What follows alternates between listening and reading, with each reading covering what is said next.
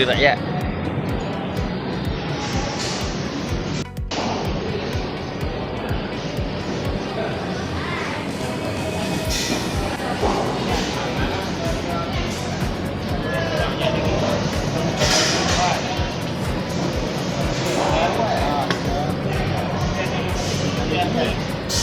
Tu telur tadi ya?